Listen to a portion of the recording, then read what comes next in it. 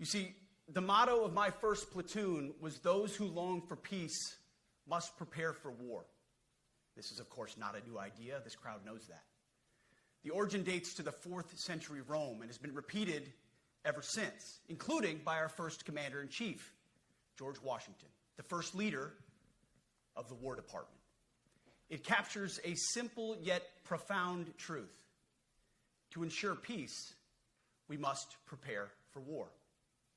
From this moment forward, the only mission of the newly restored Department of War is this: warfighting.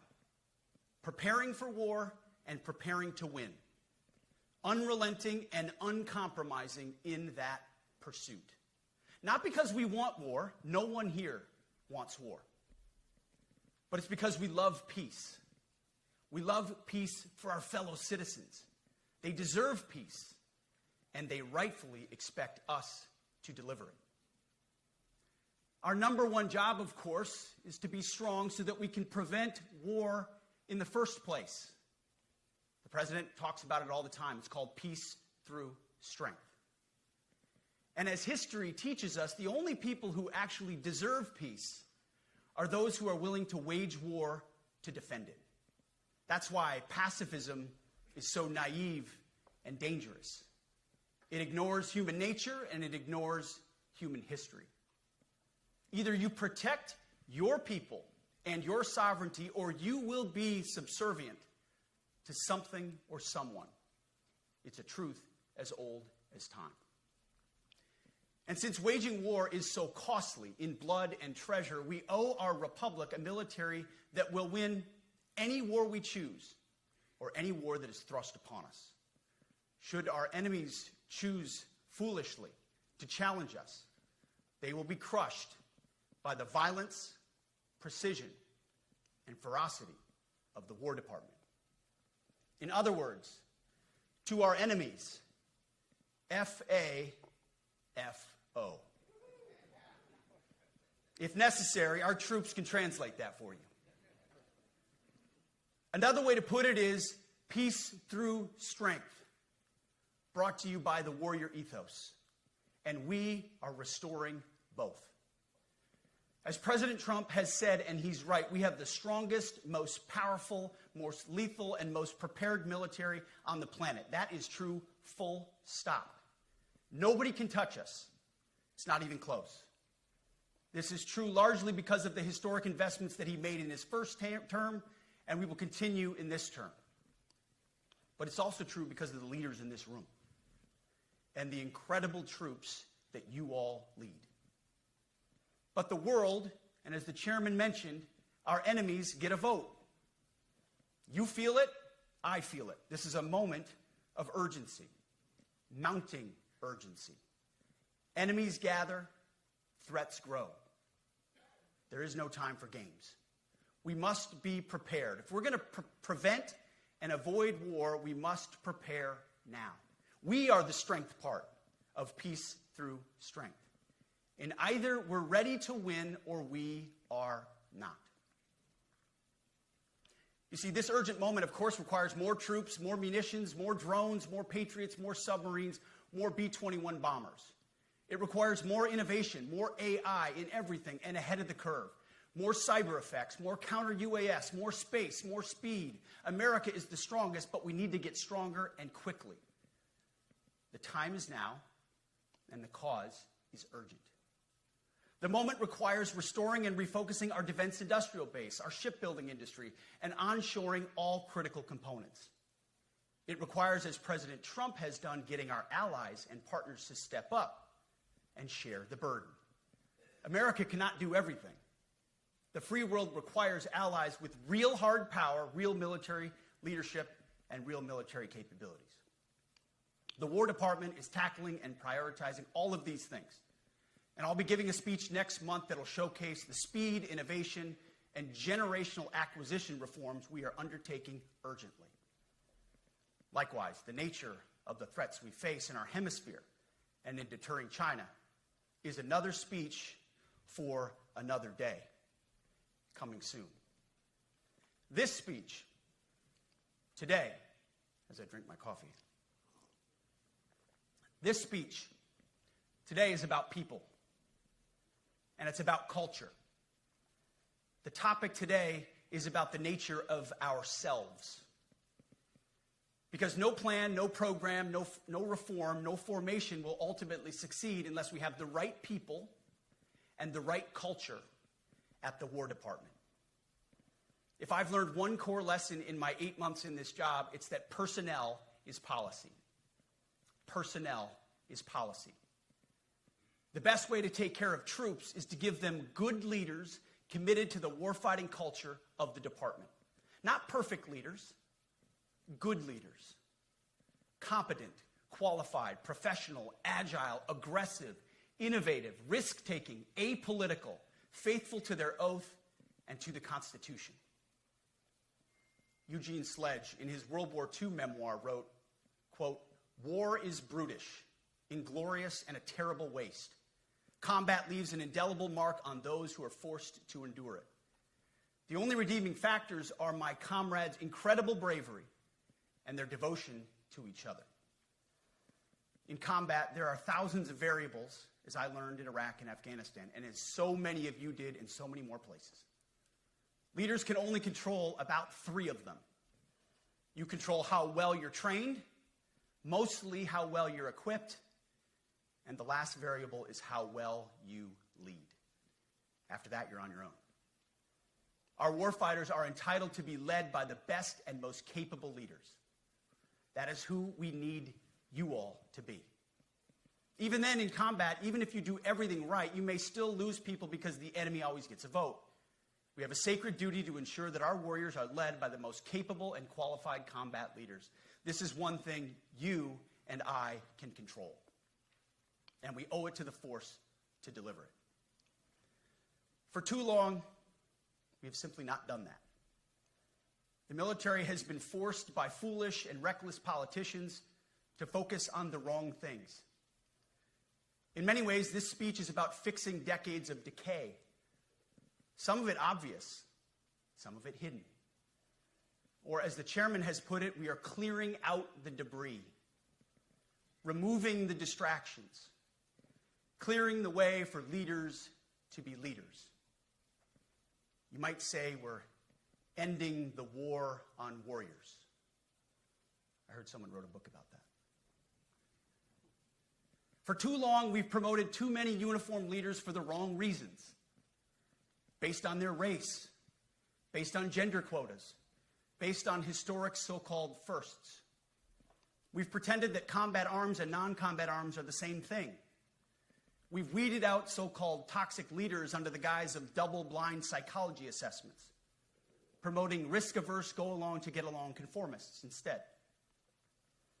You name it, the department did it. Foolish and reckless political leaders set the wrong compass heading, and we lost our way. We became the woke department, but not anymore. Right now, I'm looking out at a sea of Americans who made a choice when they were young men and young women to do something most Americans will not, to serve something greater than yourselves, to fight for God and country, for freedom and the Constitution. You made a choice to serve when others did not, and I commend you. You are truly the best of America. But this does not mean, and this goes for all of us, that our path to this auditorium on this day was a straight line, or that the conditions of the formations we lead are where we want them to be. You love your country, and we love this uniform, which is why we must do better. We just have to be honest. We have to say with our mouths what we see with our eyes, to just tell it like it is in plain English, to point out the obvious things right in front of us. That's what leaders must do. We cannot go another day without directly addressing the plank in our own eye, without addressing the problems in our own commands and in our own formations. This administration has done a great deal from day one to remove the social justice, politically correct, and toxic ideological garbage that had infected our department, to rip out the politics. No more identity months, DEI offices, dudes in dresses. No more climate change worship. No more division, distraction, or gender delusions. No more debris. As I've said before, and will say again, we are done with that shit. I've made it my mission to uproot the obvious distractions that made us less capable and less lethal. That said, the War Department requires the next step. Underneath the woke garbage is a deeper problem, and a more important problem that we are fixing and fixing fast. Common sense is back at the White House, so making the necessary changes is actually pretty straightforward. President Trump expects it. And the litmus test for these changes is pretty simple. Would I want my eldest son, who is 15 years old, eventually joining the types of formations that we are currently wielding? If in any way the answer to that is no, or even yes, but, then we're doing something wrong. Because my son is no more important than any other American citizen who dons the cloth of our nation. He is no more important than your son. All precious souls made in the image and likeness of God. Every parent deserves to know that their son or their daughter that joins our ranks is entering exactly the kind of unit that the Secretary of War would want his son to join. Think of it as the golden rule test. Jesus said, "Do unto others that which you would have done unto yourself." It's the ultimate simplifying test of truth. The new War Department golden rule is this: do unto your unit as you would have done unto your own child's unit. Would you want him serving with fat or unfit or undertrained troops? Or alongside people who can't meet basic standards? Or in a unit where standards were lowered so certain types of troops could make it in? In a unit where leaders were promoted for reasons other than merit, performance, and warfighting? The answer is not just no, it's hell no. This means at the War Department, first and foremost, we must restore a ruthless, dispassionate, and common sense application of standards. I don't want my son serving alongside troops who are out of shape, or in combat unit with females who can't meet the same combat arms physical standards as men, or troops who are not fully proficient on their assigned weapons, platform, or task, or under a leader who was the first but not the best. Standards must be uniform, gender neutral, and high. If not, they're not standards. They're just suggestions. Suggestions that get our sons and daughters killed. When it comes to combat arms units, and there are many different stripes across our joint force, the era of politically correct, overly sensitive, don't hurt anyone's feelings leadership ends right now. At every level, either you can meet the standard, either you can do the job, either you are disciplined, fit, and trained, or you are out. And that's why today, at my direction, and this is the first of 10 Department of War directives that are arriving at your commands as we speak and in your inbox. Today, at my direction, each service will ensure that every requirement for every combat MOS, for every designated combat arms position, returns to the highest male standard only. Because this job is life or death. Standards must be met. And not just met, at every level we should seek to exceed the standard, to push the envelope, to compete. It's common sense. And core to who we are and what we do, it should be in our DNA. Today, at my direction, we are also adding a combat field test for combat arms units that must be executable in any environment at any time and with combat equipment. These tests, they'll look familiar. They'll resemble the Army Expert Physical Fitness Assessment or the Marine Corps Combat Fitness Test. I'm also directing that warfighters in combat jobs execute their service fitness test at a gender-neutral, age-normed male standard scored above 70%. It all starts with physical fitness and appearance. If the Secretary of War can do regular, hard PT, so can every member of our joint force. Frankly, it's tiring to look out at combat formations, or really any formation, and see fat troops. Likewise, it's completely unacceptable to see fat generals and admirals in the halls of the Pentagon and leading commands around the country and the world. It's a bad look. It is bad, and it's not who we are. So whether you're an airborne ranger or a chairborne ranger, a brand new private or a 4-star general, you need to meet the height and weight standards and pass your PT test. And as the chairman said, yes, there is no PT test. But today, at my direction, every member of the joint force at every rank is required to take a PT test twice a year, as well as meet height and weight requirements twice a year, every year of service. Also today, at my direction, every warrior across our joint force is required to do PT every duty day. It should be common sense. I mean, most units do that already, but we're codifying it. And we're not talking like hot yoga and stretching. Real hard PT, either as a unit or as an individual. At every level, from the Joint Chiefs to everyone in this room to the youngest private, leaders set the standard. And so many of you do this already. Active, Guard, and Reserve. This also means grooming standards.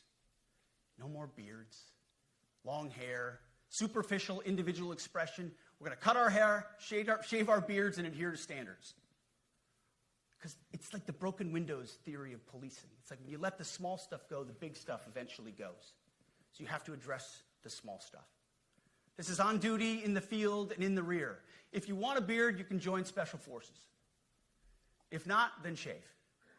We don't have a military full of Nordic pagans. But unfortunately, we have had leaders who either refuse to call BS and enforce standards, or leaders who felt like they were not allowed to enforce standards. Both are unacceptable. And that's why today, at my direction, the era of unprofessional appearance is over.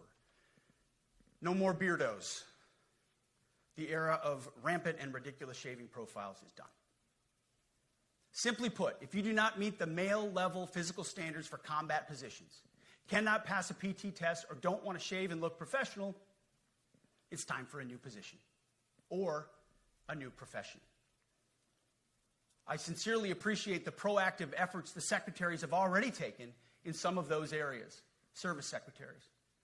And these directives are intended to simply accelerate those efforts. On the topic of standards, allow me a few words to talk about toxic leaders.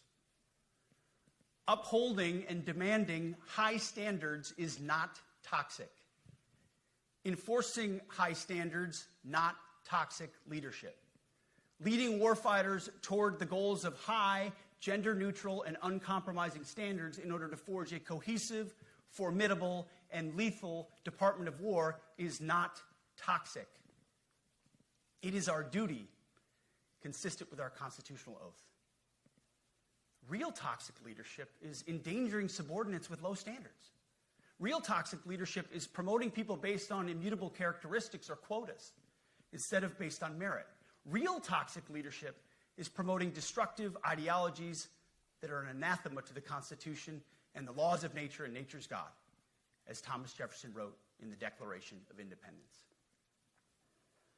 The definition of toxic has been turned upside down, and we're correcting that. That's why today, at my direction, we're undertaking a full review of the department's definitions of so-called toxic leadership, bullying, and hazing, to empower leaders to enforce standards without fear of retribution or second-guessing.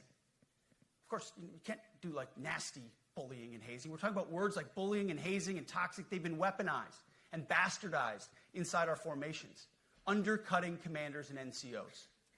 No more.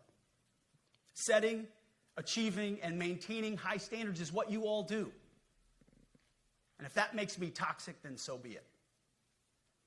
Second, today at our direction, we're ensuring that every service, every unit, every schoolhouse, and every form of professional military education conduct an immediate review of their standards.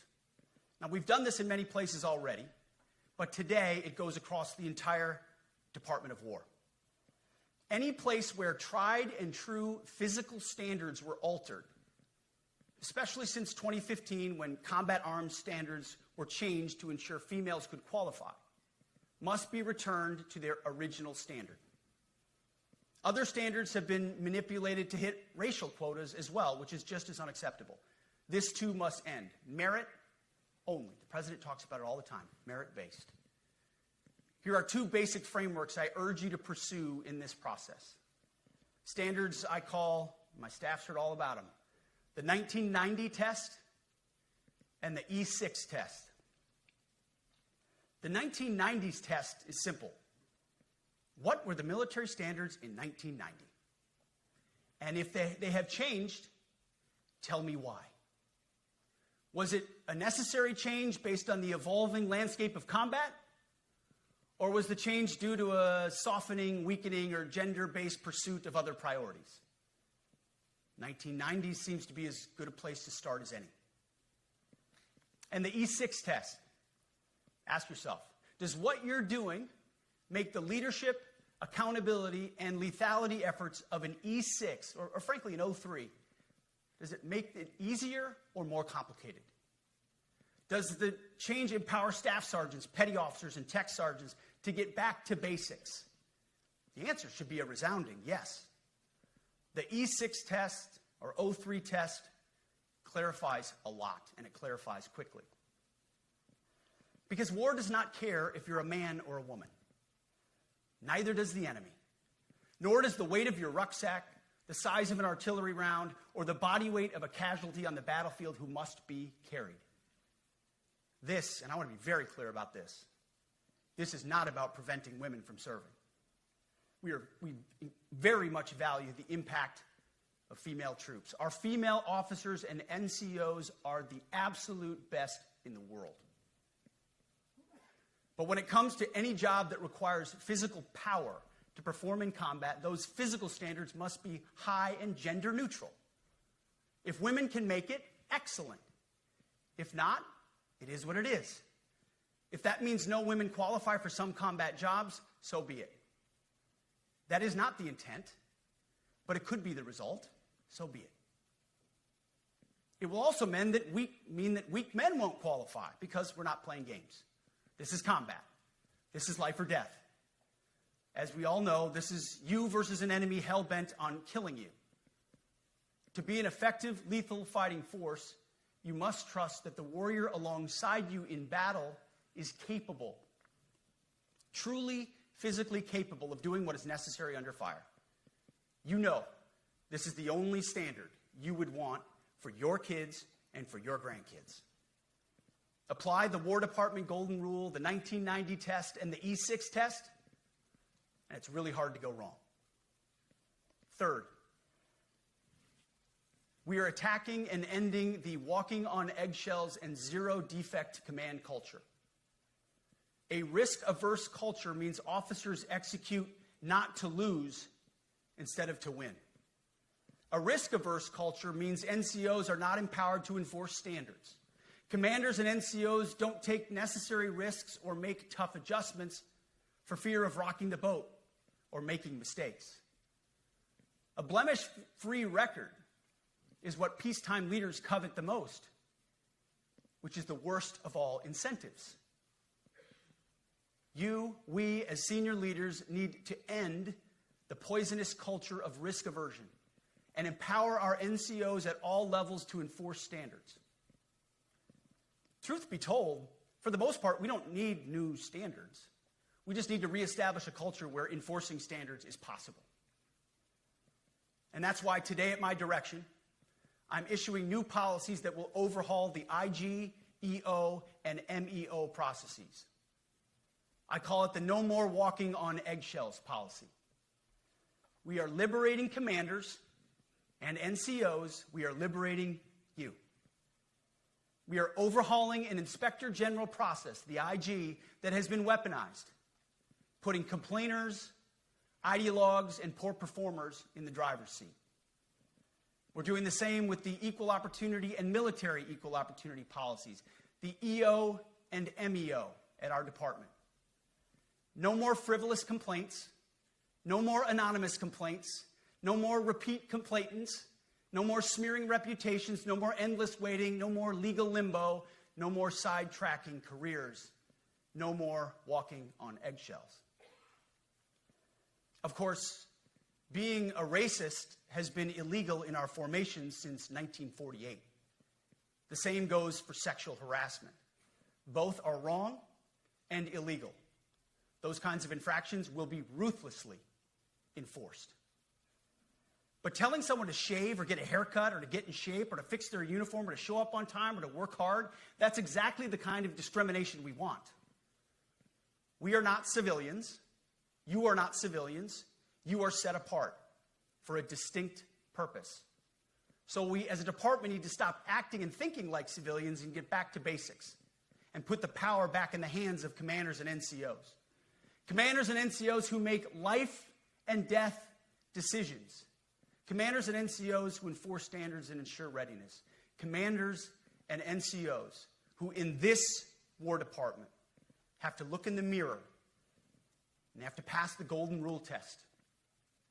My kids, your kids, America's sons and daughters. So I urge you all here today and those watching, take this guidance and run with it. The core of this speech is the 10 directives we're announcing today. They were written for you, for Army leadership, for Navy leadership, for Marine Corps leadership, for Air Force leadership, Space Force leadership. These directives are designed to take the monkey off your back and put you, the leadership, back in the driver's seat. Move out with urgency because we have your back. I have your back. And the Commander-in-Chief has your back. And when we give you this guidance, we know mistakes will be made. It's the nature of leadership. But you should not pay for earnest mistakes for your entire career.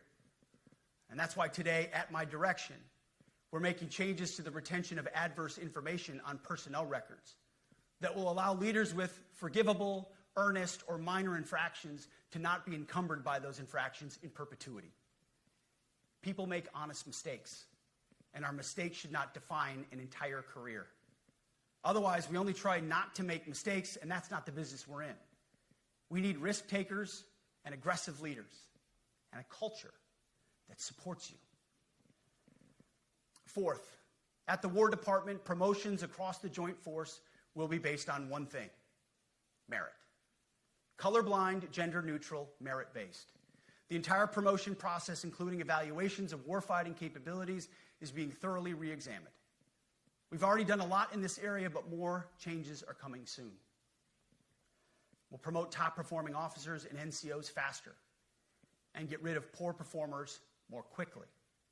Evaluations, education, and field exercises will become real evaluations, not box checks, for every one of us at every level.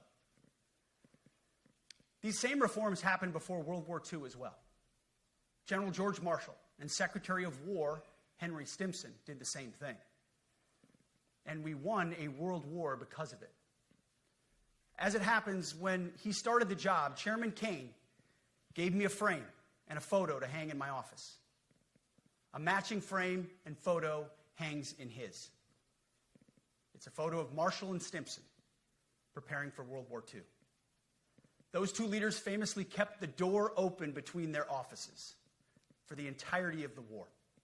They worked together, civilian and uniform, every single day.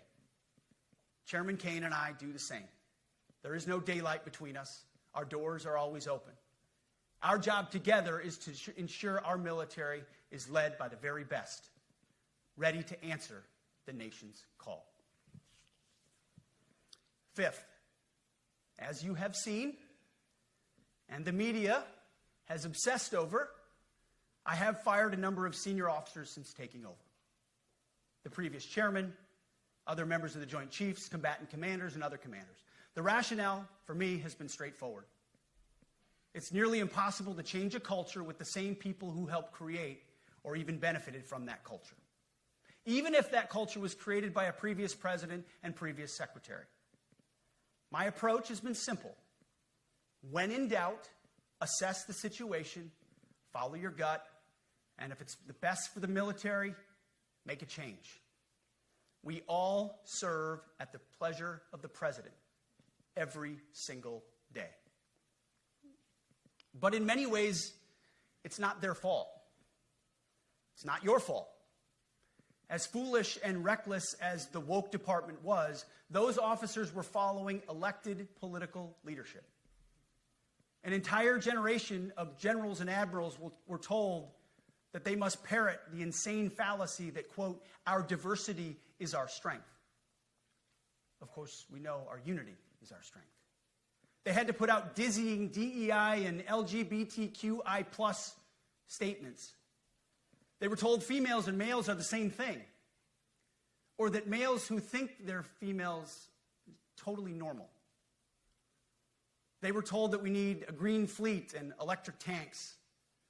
They were told to kick out Americans who refuse an emergency vaccine. They followed civilian policies set by foolish and reckless political leaders. Our job, my job, has been to determine which leaders simply did what they must to answer the prerogatives of civilian leadership, and which leaders are truly invested in the woke department, and therefore incapable of embracing the War Department and executing new lawful orders. That's it. It's that simple. So for the past 8 months, we've gotten a good look under the hood of our officer corps.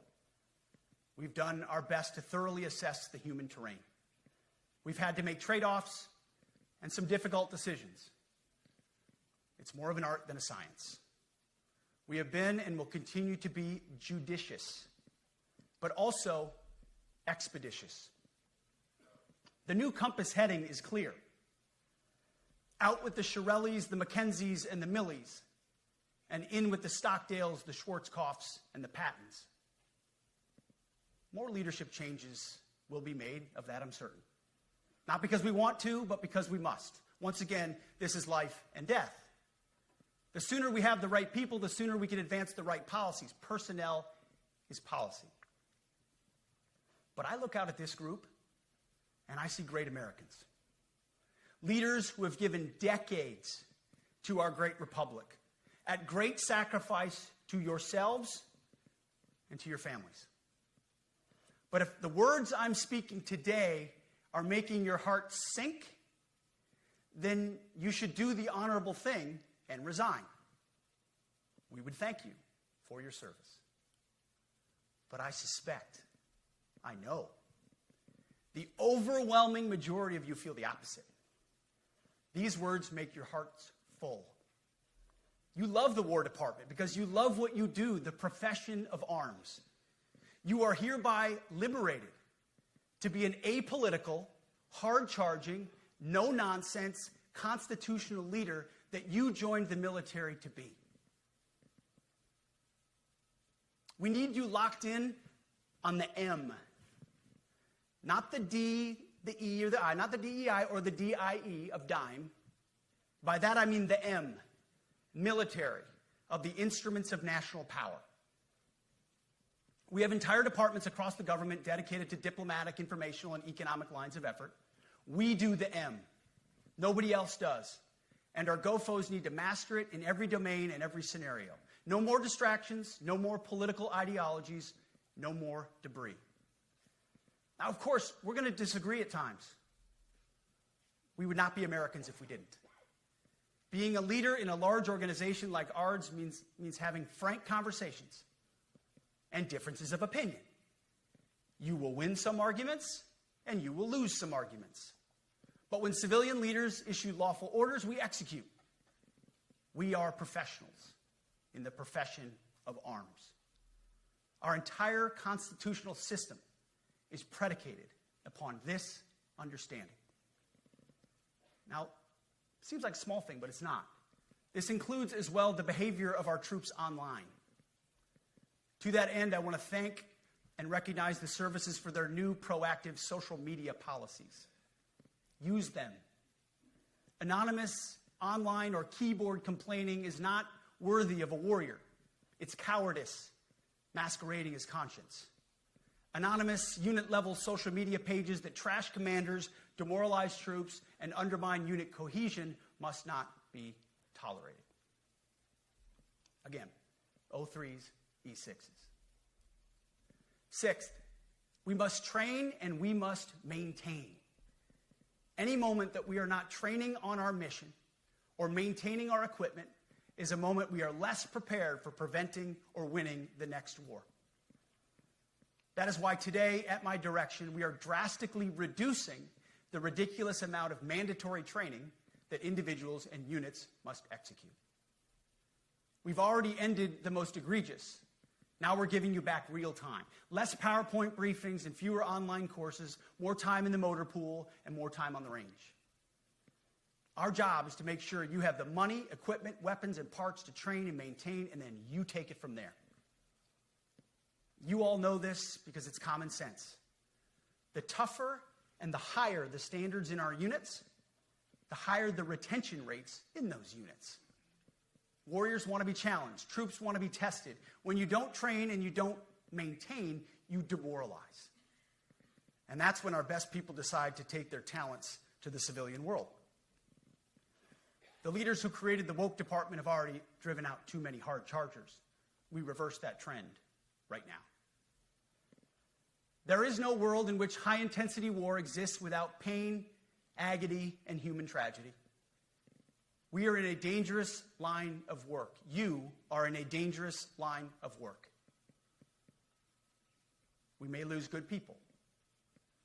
But let no warrior cry out from the grave, if only I had been properly trained. We will not lose warfighters because we failed to train or equip them or resource them. Shame on us if we do. Train like your warriors' lives depend on it, because they do. To that point, basic training is being restored to what it should be. Scary, tough, and disciplined. We're empowering drill sergeants to instill healthy fear in new recruits, ensuring that future warfighters are forged. Yes, they can shark attack, they can toss bunks, they can swear, and yes, they can put their hands on recruits. This does not mean they can be reckless or violate the law, but they can use tried and true methods to motivate new recruits, to make them the warriors they need to be. Back to basics at basic as well. Of course, and you know this, basic training is not where mission readiness should end. The nature of the evolving threat environment demands that everyone, in every job, must be ready to join the fight if needed. A core credo of the Marine Corps is every Marine a rifleman. It means that everyone, regardless of MOS, is proficient enough to engage an enemy threat at sea, in the air, or in a so-called rear area. We need to ensure that every member of our uniformed military maintains baseline proficiency in basic combat skills, especially because the next war, like the last, will likely not have a rear area. Finally, as President Trump rightly pointed out when he changed the department name, the United States has not won a major theater war since the name was changed to the Department of Defense in 1947. One conflict stands out in stark contrast: the Gulf War. Why? Well, there's a number of reasons, but it was a limited mission with overwhelming force and a clear end state. But why did we execute and win the Gulf War the way we did in 1991? There's two overwhelming reasons. One was President Ronald Reagan's military buildup gave an overwhelming advantage. And two, military and Pentagon leadership had previous formative battlefield experiences. The men who led this department during the Gulf War were mostly combat veterans of the Vietnam War. They said never again to mission creep or nebulous end states. The same holds true today. Our civilian and military leadership is chock full of veterans from Iraq and Afghanistan who say never again to nation building and nebulous end states. This clear-eyed view, all the way in the White House, combined with President Trump's military buildup, postures us for future victories if, and we will, and when we embrace the War Department. And we must. We are preparing every day. We have to be prepared for war, not for defense. We're training warriors, not defenders. We fight wars to win, not to defend. Defense is something you do all the time. It's inherently reactionary and can lead to overuse, overreach, and mission creep. War is something you do sparingly, on our own terms, and with clear aims. We fight to win. We unleash overwhelming and punishing violence on the enemy. We also don't fight with stupid rules of engagement. We untie the hands of our warfighters to intimidate, demoralize, hunt, and kill the enemies of our country. No more politically correct and overbearing rules of engagement. Just common sense, maximum lethality, and authority for warfighters. That's all I ever wanted as a platoon leader. And it's all my E6 squad leaders ever wanted, back to that E6 rule. We let our leaders fight their formations, and then we have their back. It's very simple, yet incredibly powerful. A few months ago, I was at the White House when President Trump announced his Liberation Day for America's trade policy. It was a landmark day. Well, today is another Liberation Day. The liberation of America's warriors, in name, in deed, and in authorities. You kill people and break things for a living. You are not politically correct and don't necessarily belong always in polite society. We are not an army of one. We are a joint force of millions of selfless Americans. We are warriors. We are purpose-built, not for fair weather, blue skies, or calm seas. We were built to load up in the back of helicopters, 5 tons, or Zodiacs, in the dead of night, in fair weather or foul, to go to dangerous places, to find those who would do our nation harm, and deliver justice on behalf of the American people in close and brutal combat if necessary. You are different. We fight not because we hate what's in front of us. We fight because we love what's behind us. You see, the Ivy League faculty lounges will never understand us, and that's okay, because they could never do what you do. The media will mischaracterize us, and that's okay, because deep down they know the reason they can do what they do is you. In this profession, you feel comfortable inside the violence so that our citizens can live peacefully. Lethality is our calling card, and victory our only acceptable end state. In closing, a few weeks ago, at our monthly Pentagon Christian prayer service, I recited a commander's prayer. It's a simple yet meaningful prayer for wisdom for commanders and leaders. I encourage you to look it up if you've never seen it. But the prayer, it ends like this. And most of all, Lord, please keep my soldiers safe. Lead them, guide them, protect them, watch over them. And as you gave all of yourself for me, help me give all of myself for them. And amen. I have prayed this prayer many times since I've had the privilege of being your secretary. And I will continue to pray this prayer for each of you as you command and lead our nation's finest.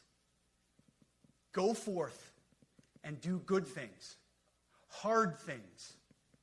President Trump has your back, and so do I. And you'll hear from him shortly. Move out and draw fire, because we are the War Department. Godspeed. Room, attention.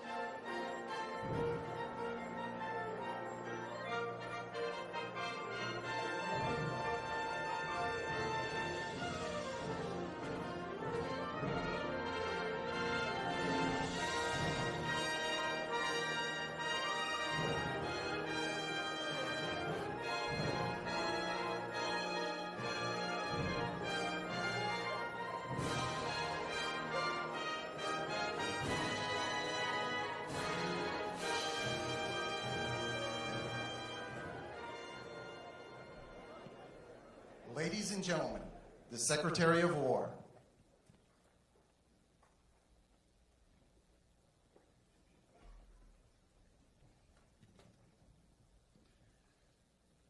Well, you've heard from me, so now it's the main event, our Commander-in-Chief. I have the privilege every single day of watching him put America first, of ensuring that our warfighters have everything they need.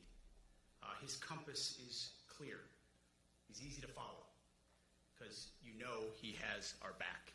I was thinking backstage, the man who was the Commander-in-Chief when the War Department was created was George Washington. The man who was president when the War Department was reestablished is President Trump. And when he found out about this gathering of senior leaders, he said, I would be honored to come in order to address and thank the incredible Americans who defend our nation. He has a heart full of gratitude and love for what you do, and we get a chance to see it every day. And I'm honored that this morning you all firsthand get to see it as well. So ladies and gentlemen, join me in welcoming the 45th and 47th President of the United States, our Commander-in-Chief, Donald J. Trump.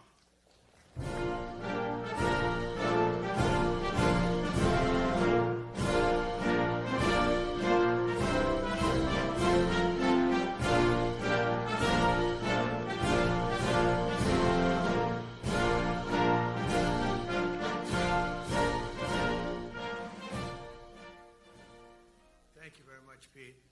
Great job you're doing, too. Fantastic job. I've never walked into a room so silent before. This is very... Oh, don't laugh. Don't laugh. You're not allowed to do that. You know what? Just have a good time. And if you want to applaud, you applaud. And if you want to do anything you want, you can do anything you want. And if you don't like what I'm saying, you can leave the room. Of course, there goes your rank. There goes your future. But you just feel nice and loose, okay? Because we're all on the same team.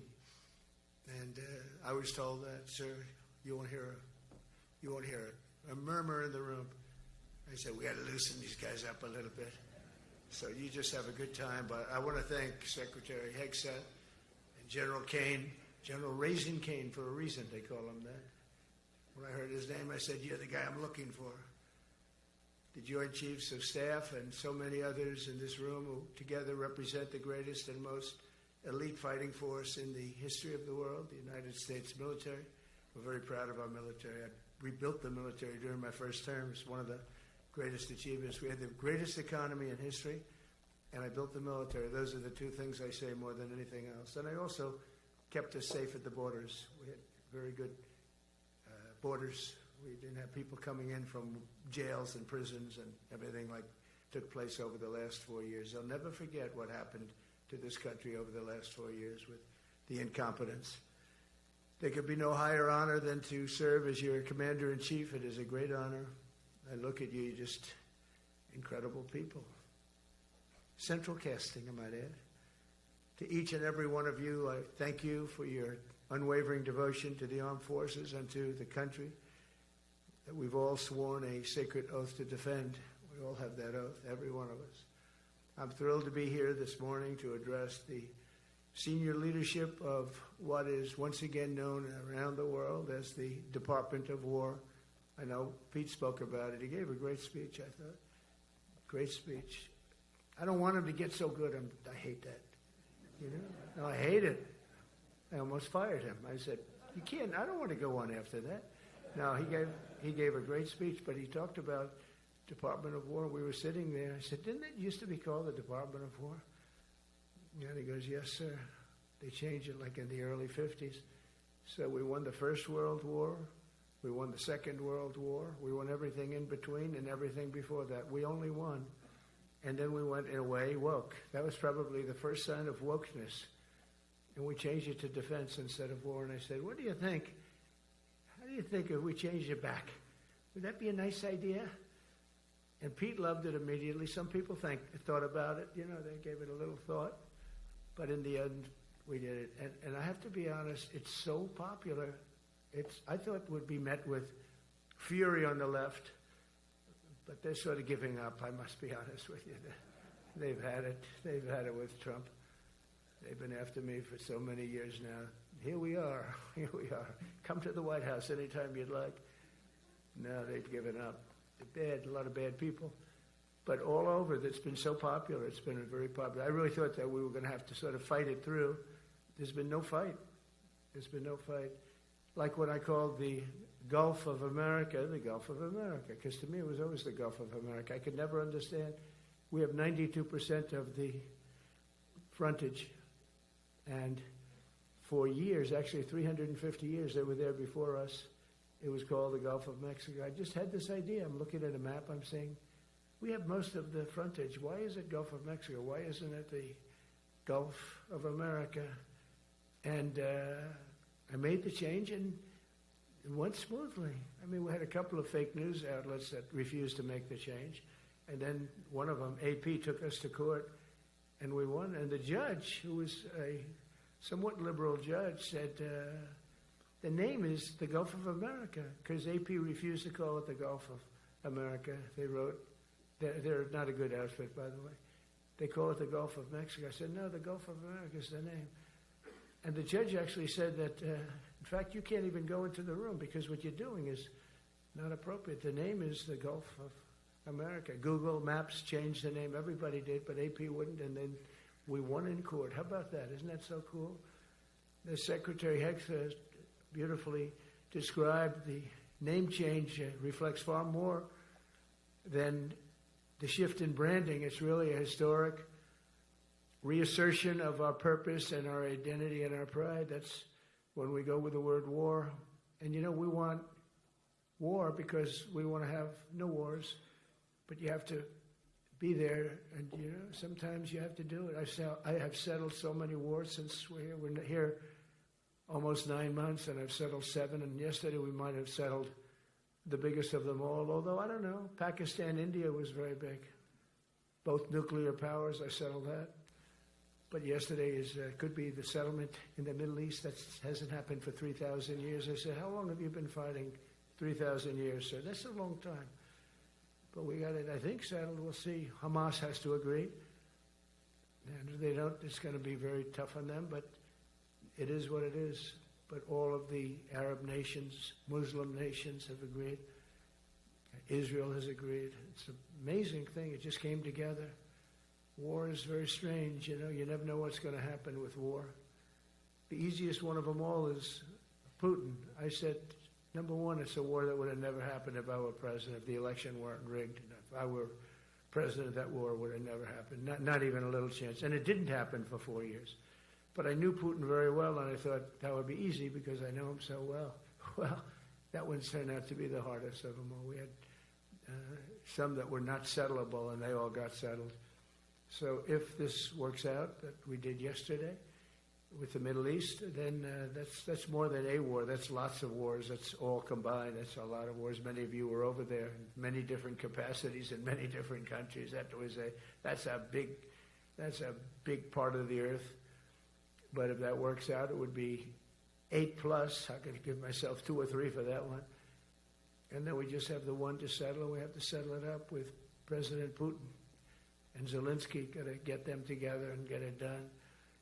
But the only way we can do that is through strength. I mean, if we were weak, they wouldn't even take my phone call. But we have extreme strength. We had the horror show in Afghanistan, which is really the reason I think that Putin went in. He saw that horror show by Biden and his team of incompetent people. And that showed, I think it gave him a path in. I wasn't there any longer. I watched that, and it was so horrible. I think it was the most embarrassing day in the history of our country. And now we're back. That's it. We're not going to have any of that crap happen, I can tell you. That was terrible, so terrible.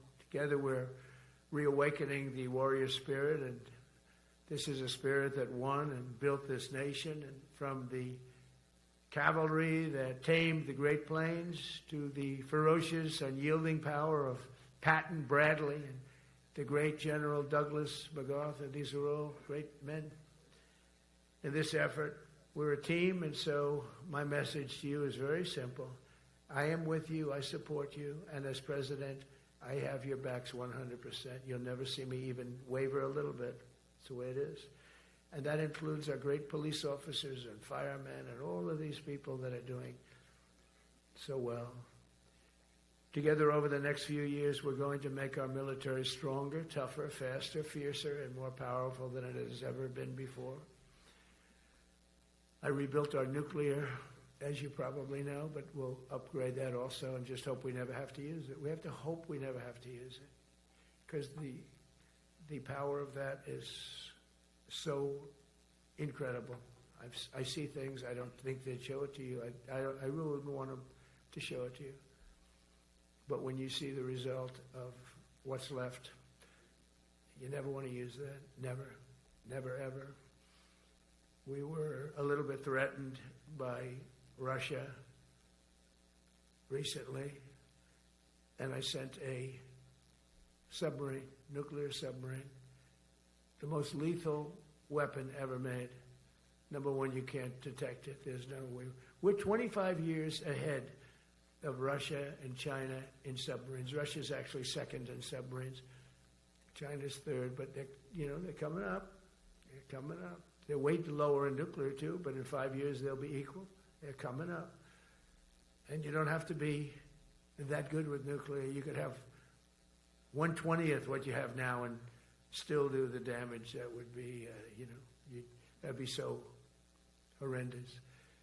But I announced that, based on his mention of nuclear, and it was really a stupid person that works for him mentioned the word nuclear, I moved a submarine or two, I won't say about the two, over to the coast of Russia, just to be careful, because we can't let people throw around that word. I call it the N-word. There are two N-words, and you can't use either of them. Can't use either of them. And frankly, if it does get to use, we have more than anybody else. We have better, we have newer, but it's something we don't ever want to even have to think about. But when somebody mentions it, that submarine started immediately thereafter. And it's just lurking, but I'm sure we're not going to have to use it. But it's an amazing, it's undetectable, totally. Ours is, theirs isn't. Theirs are totally detectable. We can detect them easily. We go right to the spot. But we have genius apparatus that doesn't allow detection. It doesn't allow detection at all by anybody above water or below water. It's incredible. We're way ahead of everybody in that and other things. As a result of the exciting renewal of the spirit of our armed forces, and that's what it is. It's really reaching that spirit, unprecedented heights. Over the past 8 months, new enlistments, I'm so proud of this, have surged to record highs, the highest we've ever had. And we used to have recruiting shortages. If you remember, about a year and a half ago, I was at the beginning stage of a campaign, and things came out that you couldn't get people to join the armed forces. And by the way, the police also. Fire department. I always put the fire department in because they're great. They're great. And I got 95% of their vote, too. That helps. When you get 95% of their vote, you always have to mention them. But they're great. And they're brave in our inner cities, which we're going to be talking about, because it's a big part of war now. It's a big part of war. But the firemen go up on ladders, and you have people shooting at them while they're up on ladders. I don't even know if anybody heard that. And I said, don't talk about it much, but I think you have to. Our firemen are incredible. They're up on one of these ladders that goes way up to the sky, rescuing people, and you have animals shooting at them, shooting bullets at firemen that are way up in death territory. You fall off that ladder, it's over. It's over. They don't even have to inspect you when you hit the ground. And you have people shooting bullets at them in some of these inner cities. We're not going to let that happen. So I always mention the firemen because that's actually a big problem we have. They are unbelievable. Like you, they're unbelievable people. For the first time on record in 2025, the Navy, Air Force, and Space Force all met or surpassed their recruiting goals 3 months early. That never happened before. And the Army did even better. Congratulations, Army. They met everything. And these were the highest standards because we're making it larger. So these were much higher standards than you had 4 years ago, 3 years ago, during the sleepy Joe Biden era. And the Army did it 4 months early. And you remember, a year and a half ago, they said the big story is that we're way behind with the Army, Air Force, the Navy, the Marines. We're way behind, Coast Guard. And even Space Force. I love Space Force because that was my creation. You know, when you create something, I love it. And the people we put in there were good. I got that right. We put in great people initially, and we've really dominated. We really dominate in that sphere now. We're way behind China and Russia, and now we dominate. Space Force turned out to be a very important thing. I said from the beginning, you know, when Biden came into office, he wanted to terminate it. He said, and this thing called Space Force, so we could get rid of that. And he got hammered by the people in this room for even suggesting it, because it's very important, one of the most important. And as time goes by, it'll get more and more important. But we're now at 106% of our recruiting targets for the year, and that's the best in far more than a generation. And for the Marines, morale is so strong that the Marine Corps will meet its 2026 retention targets before the end of October, which never happens. And that's the earliest it's ever happened in the history of our country. And it makes you feel good, you know. I felt guilty. I'd go make a speech in front of never people like you. You are the leaders. But people, soldiers. And I felt embarrassed because there'd be stories about, you know, we couldn't fill up our Army, Navy, Air Force. We couldn't fill them up. And it was headlines. It was during Biden's 4 years. The auto pen. I call him the auto pen.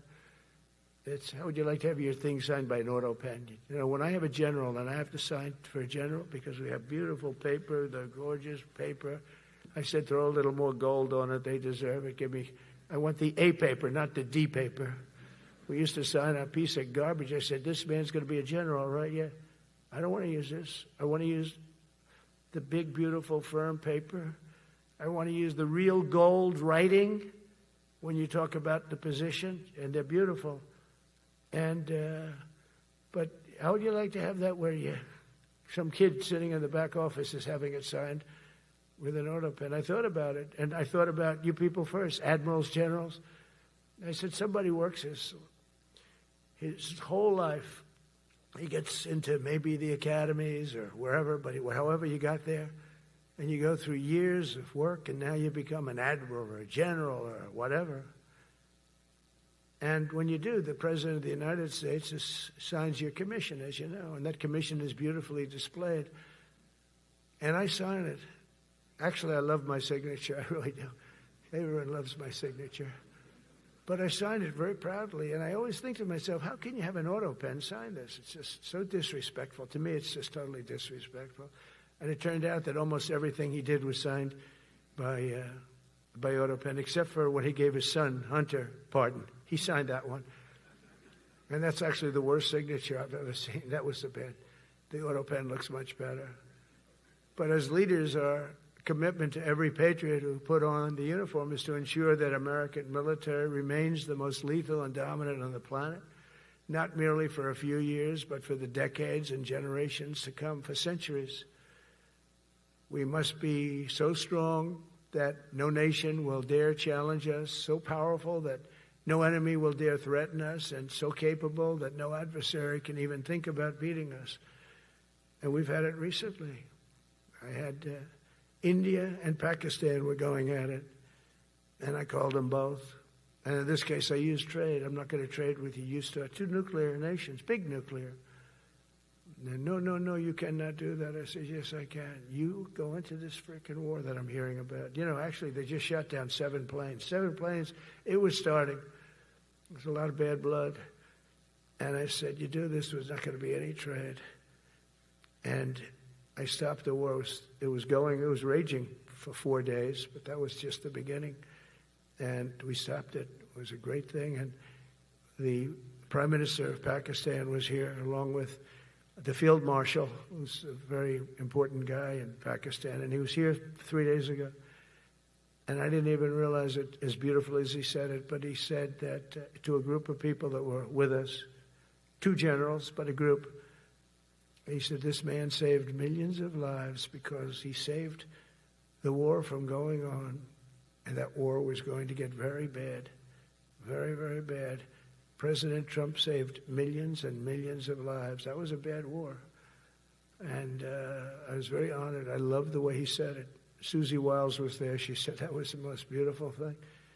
But we saved a lot of them. Saved a lot of them. Even in Africa, we saved the Congo with Rwanda. They've been fighting for 31 years, 10 million people dead. I got that one done. And very proud of it. So if this works out, we'll have 8 in 8 months. That's pretty good. Nobody's ever done that. Will you get the Nobel Prize? Absolutely not. They'll give it to some guy that didn't do a damn thing. They'll give it to a guy that wrote a book about the mind of Donald Trump and what it took to solve the wars. And he'll get the Nobel Prize will go to a writer. No, but well, let's see what happens. But it's be a big insult to our country. I will tell you that. I don't want it. I want the country to get it. It should get it because there's never been anything like it. Think of it. So if this happens, I think it will. I don't say that lightly because I know more about deals than anybody. This is what my whole life was based on. And they can change, and this can certainly change. But we have just about everybody. We have one signature that we need, and that signature will pay in hell if they don't sign. I hope they sign for their own good and we create something really great. But to have done 8 of them is just like such an honor. And then we have Putin and Zelensky. The easiest one of them all.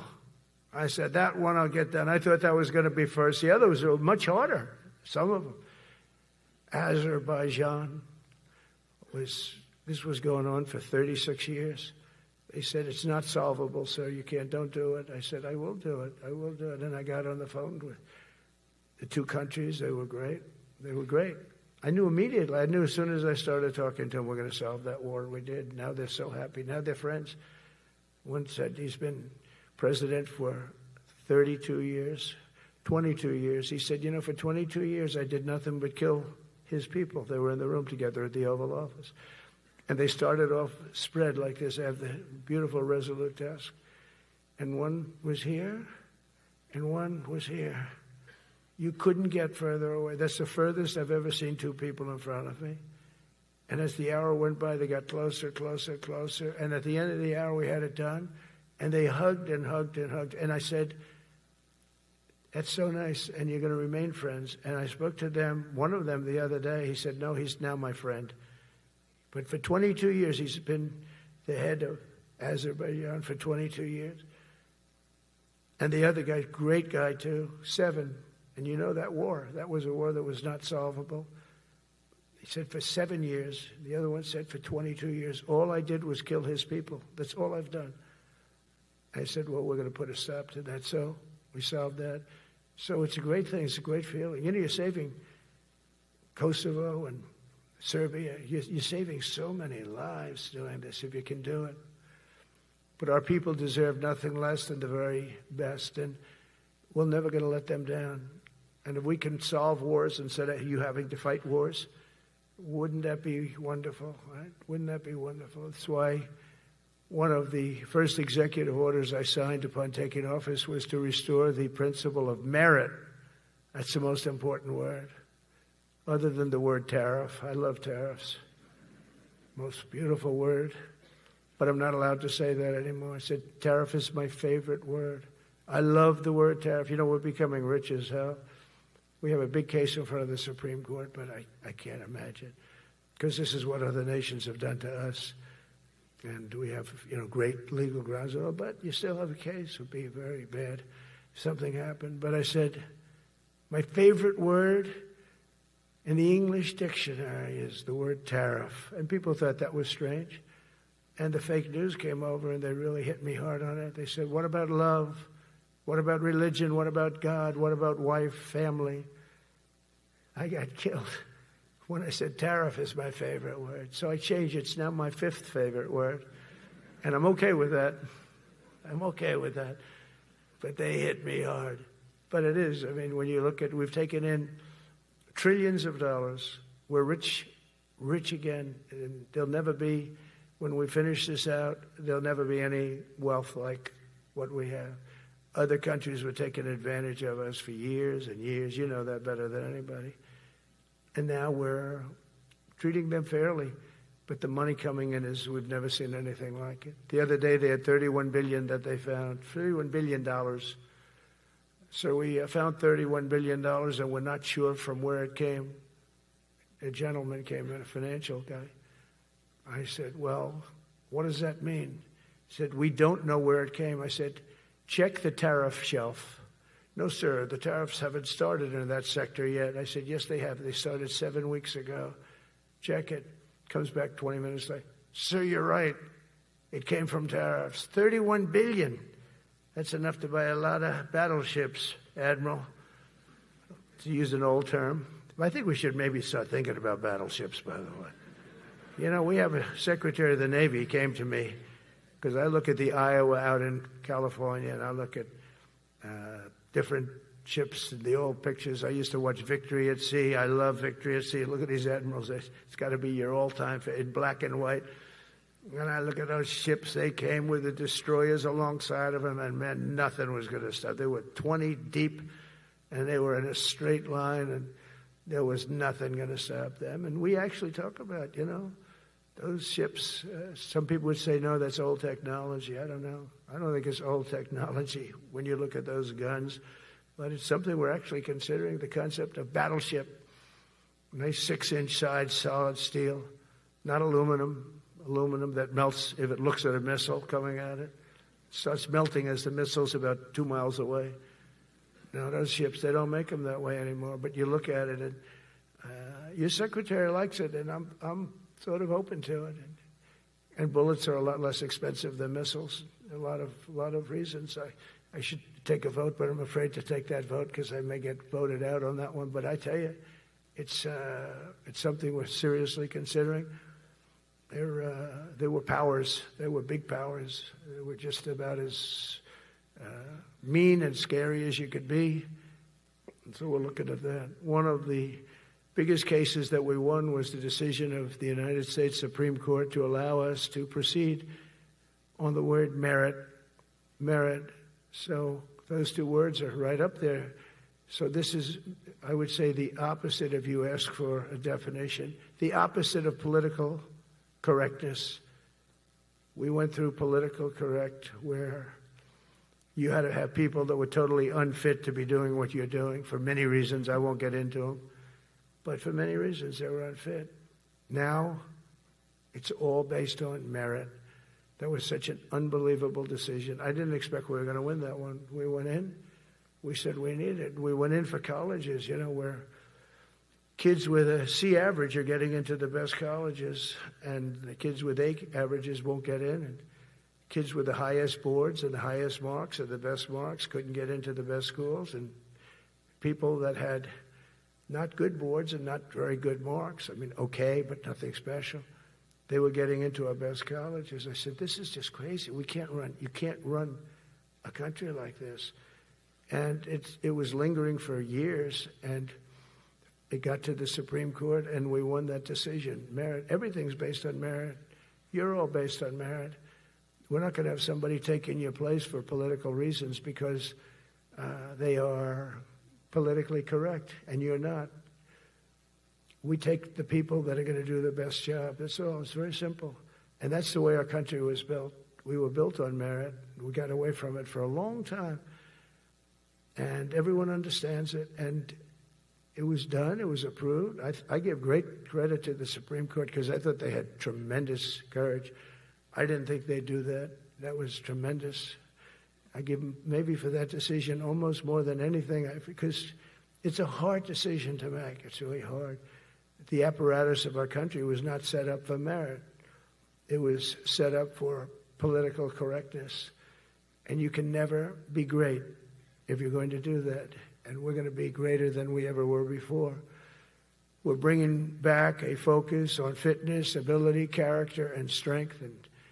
That's because the purposes of American military is not to protect anyone's feelings. It's to protect our republic, and it's the republic that we dearly love. It's to protect our country.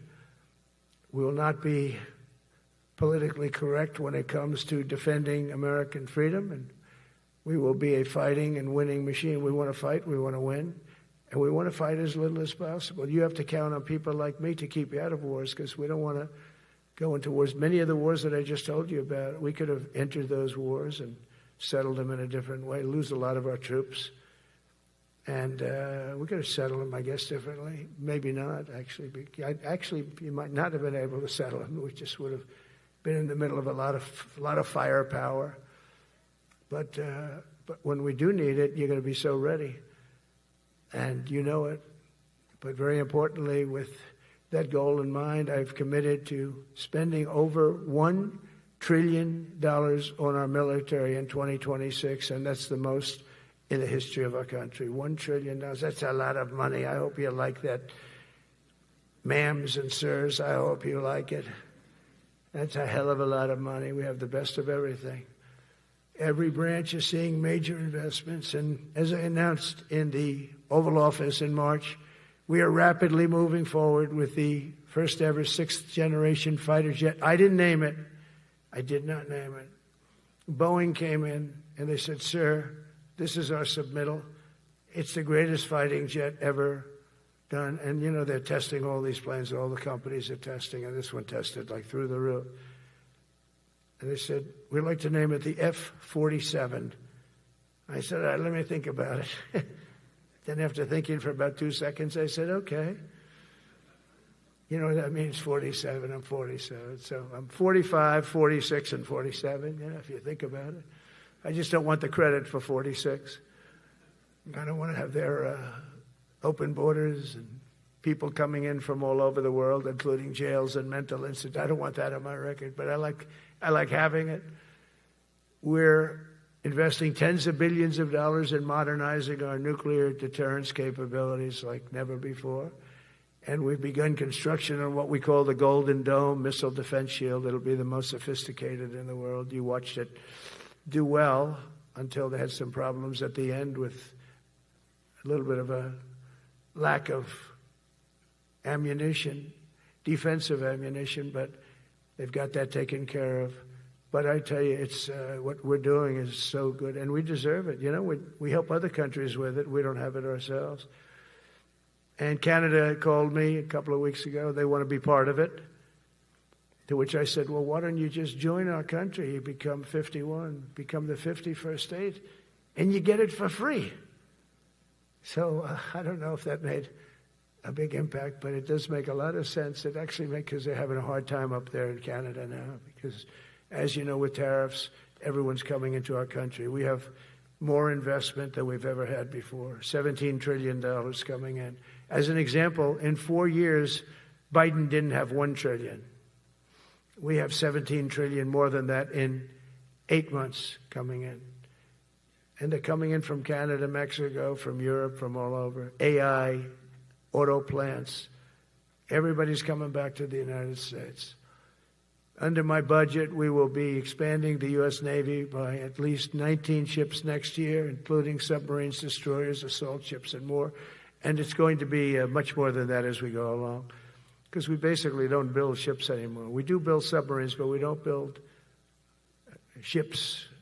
Do you know in the Second World War, they were freighters and different types, but we were doing a ship a day, and now we don't do ships. And I'm not a fan of some of the ships you do. I'm a very aesthetic person, and I don't like some of the ships you're doing aesthetically. They say, "Oh, it's stealth." I say, "That's not stealth. An ugly ship is not necessary in order to say you're stealth." By the way, the B-2 bombers were incredible. That is stealth. They went into that. I was with General Kane and Pete were we call it the war room, but we're watching them go in, and they were totally untouched. They were not seen. They were literally not seen. They dropped their bombs. They hit every single one of them, hit its target. It was total obliteration. CNN, when we came back, fake news CNN, oh, their camera just went off. You know, their camera, every time I mention them, they turn the camera up because it's never good. They say, this is a problem. But I don't blame them. You're better off keeping it off.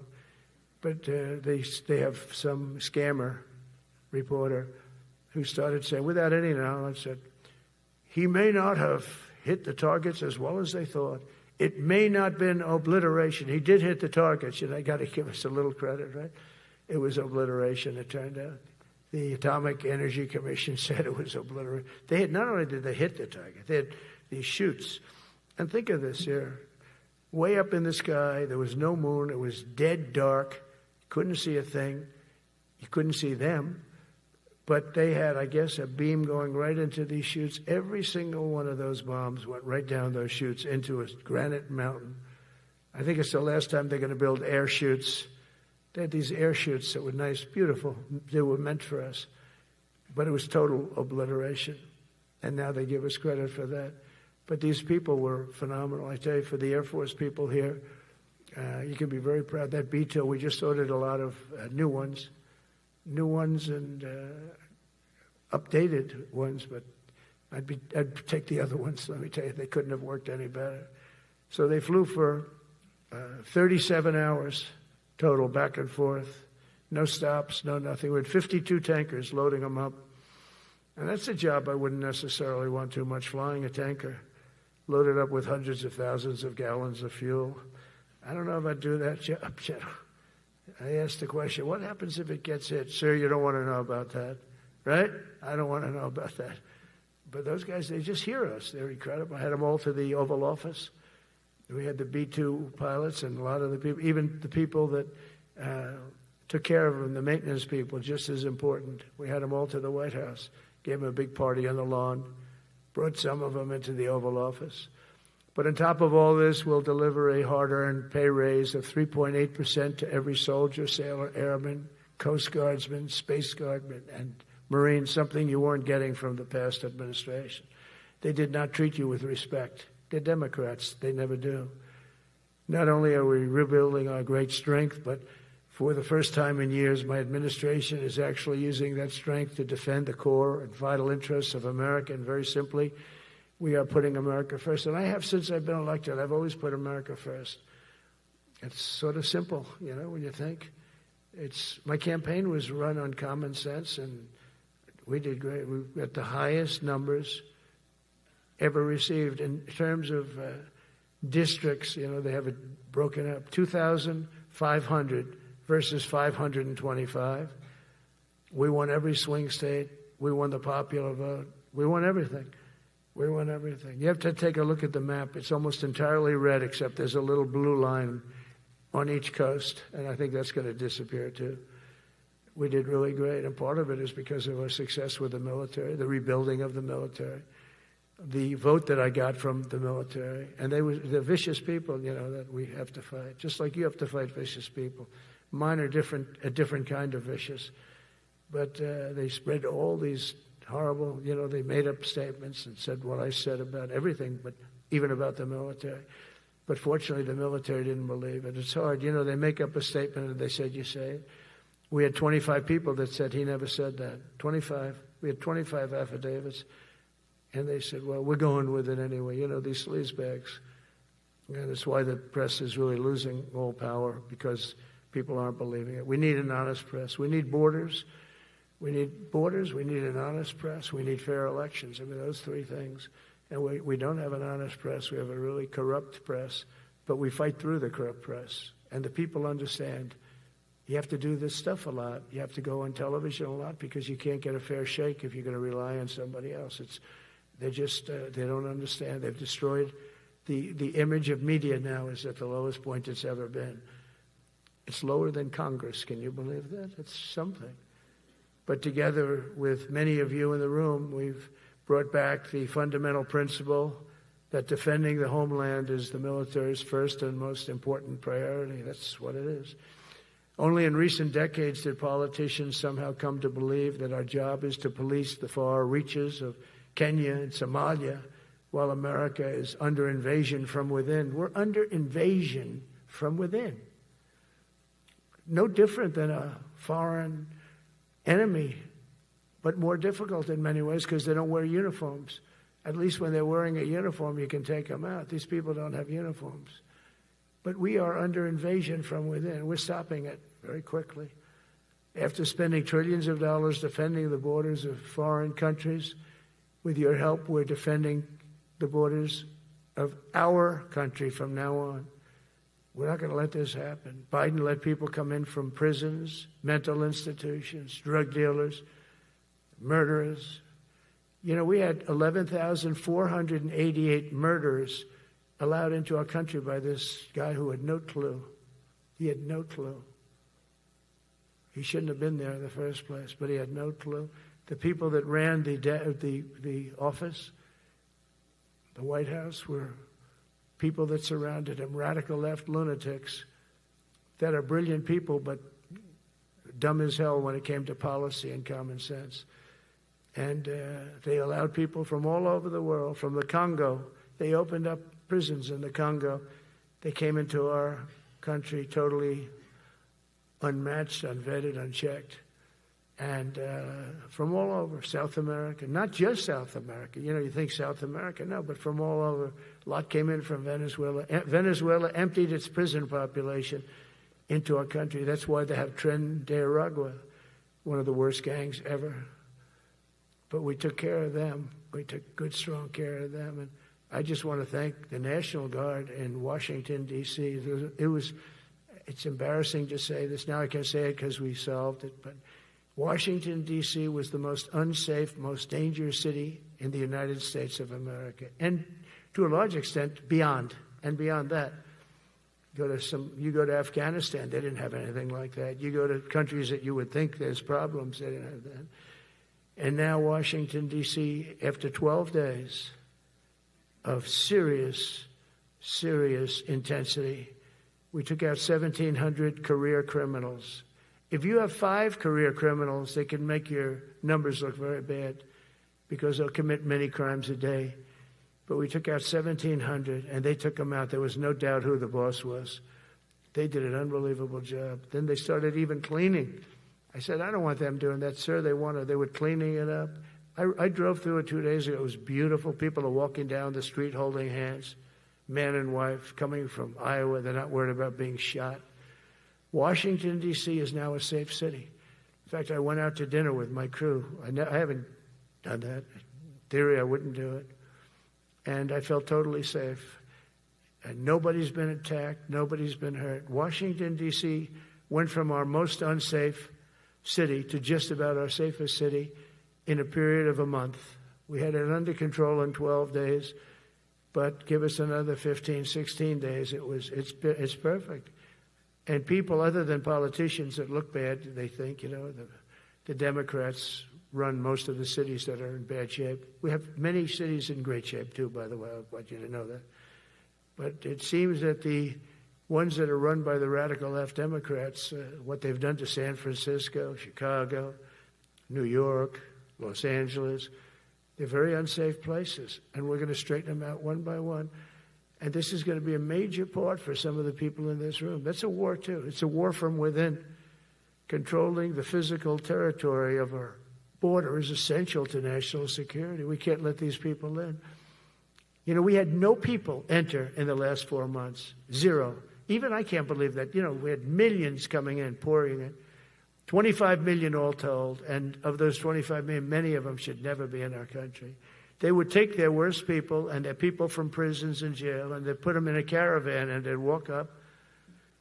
CNN was interviewing one person. Oh, why are you coming? I want freedom. Good. Were you in jail? Yes. For what? Murder. I said, you're in for... You had to see this anchor, a young woman. She's like, I couldn't believe. She'll probably lose her job.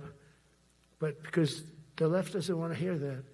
But we're running it based on common sense and based on love of our country. But I want to salute every service member who has helped us carry out this critical mission. It's really a very important mission. And I told Pete, we should use some of these dangerous cities as training grounds for our military, National Guard, but military. Because we're going into Chicago very soon. That's a big city with an incompetent governor, stupid governor, stupid. They threw him out of his family business. He was so stupid. I know the family. He becomes governor. He's got money. Not money that he made, but he ran for governor, he won, and now he criticizes us all the time. And last week they had 11 people murdered, 44 people shot. The week before that they had 5 people murdered, 28 people shot. Every weekend they lose 5, 6. If they lose 5, they're considering it a great week. They shouldn't lose any. You shouldn't lose any. This is civilization. And he's always up there saying, we're in very good shape. We don't need the military. No, they need the military desperately. How about Portland? Portland, Oregon, where it looks like a war zone. And I get a call from the liberal governor. Sir, please don't come in. We don't need you. I said, well, unless they're playing false tapes, this looked like World War II. Your place is burning down. I mean, you must be kidding. Sir, we have it under control. I said, you don't have it under control, Governor, but I'll check it, and I'll call you back. I called her back. I said, this place is a nightmare. It's certainly not the biggest, but it's one of the worst. It's brutal. They go after our ICE people, who are great patriots and tough job too, but they love it. They love it because they're cleaning up our country. And so you look at some of the things where they took over parts of Seattle. They actually took over a big percentage of Seattle. Think of that. You remember that. That was a while ago. And I sent in the troops and they were gone. As soon as I sent them in, when we send in the troops, if you have a real leader that says you got to do what you have to do, I put that out the other day. You got to do what you got to do because we don't want our people hurt as they stand by. I was watching during Biden, they had troops standing up like this, brave, standing up at attention, the way I should stand all the time. And I'm like this, and people are standing, and their mouth is this far away from their mouth, and they're spitting at them, and they're screaming at them. And that soldier standing there, he wants to knock the hell out of the person, but he's not allowed to do anything. So they just stand there, and they get abused, and a woman was this far away from his face, and she starts spitting in his face, and he's not allowed to do anything. If it's okay with you, generals and admirals, I've taken that off. I say, they spit, we hit. Is that okay? I think so. They spit, it's a new thing. They spit, we hit. How about the cars where the cars are coming out? They get brand new cars, Border Patrol, ICE, beautiful, nice new cars. And they're driving along, and they have to go through a gauntlet of rocks being thrown at the car. So here's this beautiful brand new car. By the time it goes 100 yards, it's destroyed. These guys have pretty good arms, some of them. And they're throwing bricks at full force into the window and into the car. It looks like it's a war zone. And I said, never let that happen again. From now on, if that ever happens, and I say it here, you get out of that car and you can do whatever the hell you want to do. Because those people are you can die from that. Those bricks go through the windows. You can die. They'd like it to. They'd like it to go through the window. But this was a couple of months ago. They just kept driving and bricks are hitting the car. And I said, why aren't they stopping? Because they were under orders from the past administration, never stop. But that's different with us. We stop. And since I gave that order, we haven't had that problem. It's very interesting. It's amazing. It's just like in Venezuela. You've seen the boats going. We can't find any more boats. They're carrying drugs, massive. Every boat kills about 25,000 people. That's what they have. They had fentanyl mostly and a lot of other drugs. And we take them out, and we've taken out 4. And it's on air. Everybody gets to see it. Not that we like to do that, but every boat kills 25,000 on average, 20. Some people say more. You see these boats, they're stacked up with bags of white powder. That's mostly fentanyl and other drugs too. And now we have a problem. General Kane said, sir, there are no boats out there. Not even fishing boats. They don't want to go fishing. I don't blame them. There'll be no fishing today. But it's amazing what strength will do, because all we want to do is stop drugs from flowing into our country. It's destroying. We lost 300,000 people died last year. Everybody knows, friends, many friends probably, that you lost a child or adults too. But you lost a son or daughter because of what's coming into our border. And we're making it very hard. Oh, and we haven't even started yet. Last month I signed an executive order to provide training for quick reaction force that can help quell civil disturbances. So this is going to be a big thing for the people in this room because it's the enemy from within, and we have to handle it before it gets out of control. It won't get out of control. Once you're involved at all, they all joke. They say, oh, this is not good. You saw it in Washington. We had gangs of Trenday Arag with 10, 12, 15 kids, and these military guys walk up to them, and they treat them with disrespect, and they just got pounded. They just got pounded. The gang just pounded, then thrown into paddy wagons and taken back to their country. Some are so dangerous we don't want to even do that because we don't want to. Some of stone cold murders, we don't have the confidence. Even though they're not coming back very easily, we don't have the confidence. We put them in jails. But these service members are following in a great and storied military tradition, from protecting frontier communities to chasing outlaws and bandits in the Wild West. And our history is filled with military heroes who took on all enemies, foreign and domestic. You know that phrase very well. That's what the oath says, foreign and domestic. Well, we also have domestic. George Washington, Abraham Lincoln, Grover Cleveland, George Bush, and others all used the armed forces to keep domestic order and peace. Many of our leaders used the military to keep peace. Now they like to say, oh, you're not allowed to use the military. And you know what the people say? The people in those cities where they're being raped and shot and beat up, you know what they say? We love the military. You ever see where they interview the people on the street? I've never seen somebody say they don't, unless they're radical and paid off, because a lot of these insurrectionists are paid by, whether it's Soros or other people, but they're paid by the radical left. So today I want to thank every service member from general to private who has bravely helped us secure the nation's capital and make America safe for the American people. It's amazing. The whole world is watching. Everybody in the White House, they come up to me, young women, sir, thank you. I know immediately what they thank you. They don't have to say it. They walk to work now to the White House. We haven't had a crime in Washington in so long because we got the careers. We call them the careers. We got these lunatics out, and they'll never be any good. You know, I hate to tell this to the liberal media. You could spend time with them. You could do whatever you want. You could send them to the finer schools, which they couldn't get into anyway, mentally. They couldn't get in, but no matter what you do, they'll never be good. They're bad. They're career criminals. I don't know, maybe they were born that way. Some people don't like me to say that, but maybe they were. Certainly some were. Together with the leaders here today, we're also restoring a needed focus on defeating threats in the Western Hemisphere. Throughout this region, cartel terrorists have been allowed to wage a relentless campaign of death and destruction on our country, all because we had weak leadership on top. And we did a great job with it first term, but this is something else what we're doing now. We're taking it to the next level, probably next level times 3. But we had COVID come up, and we had to take care of that. We did a great job with COVID. We had the therapeutics. It's just Regeneron. So many things we did for COVID, but we had to focus on that, and every other country in the world was being decimated by COVID. So we had to change gear a little bit to take care of that.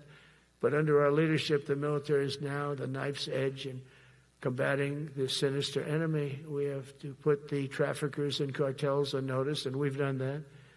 And we put them, a lot of them, we've called them a terrorist organization, which is actually a big thing to do. Nobody's done it, but I've done it with a lot of them. It gives you a tremendous advantage. If you try to poison our people, we will blow you out of existence, because that's the only language they really understand. That's why you don't see any more boats on the ocean. You don't see any boats. Around Venezuela, there's nothing. As president, I will never hesitate to defend our people from threats of violence, from the horrible plague that's taking place from within the Iran nuclear power, the Iran, all of the great power that we thought existed, we blew it out to kingdom. We took advantage of it, and we just really took advantage of it, and it was a beautiful thing to see, and that's what military power can achieve. That's why I chose Raising Cane. He's fantastic, by the way. I hope you all agree. If anybody disagrees, could I please have your hand? Who disappears that Raising Cane is no good? Just raise your hand. I don't see any hands raised. All right. That means you're okay. That means that he's okay now, but I saw his results. You know, he took out ISIS. I was told it was going to take 4 years. It took 4 weeks. I went to see him, and he took him out in 4 weeks, knocked him out, knocked him to hell. And I was told by military people it was going to take 4 to 5 years to do it. And I don't even know if we'll have it then, sir. These were the Washington generals. I call them the television generals. But Raising Cane did it in 4 weeks, took out 100% of the ISIS caliphate. As a result of these actions and many others since my inauguration, we're witnessing the triumphant return of peace through strength. We have great peace through strength. America is respected again as a country. We were not respected with Biden. They looked at him falling downstairs every day. Every day the guy's falling downstairs. He said, it's not our president. We can't have it.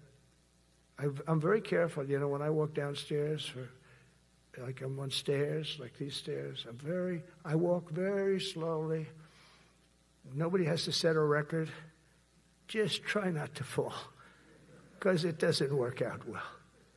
A few of our presidents have fallen, and it became a part of their legacy. We don't want that. You walk nice and easy. You don't have to set any record. Be cool.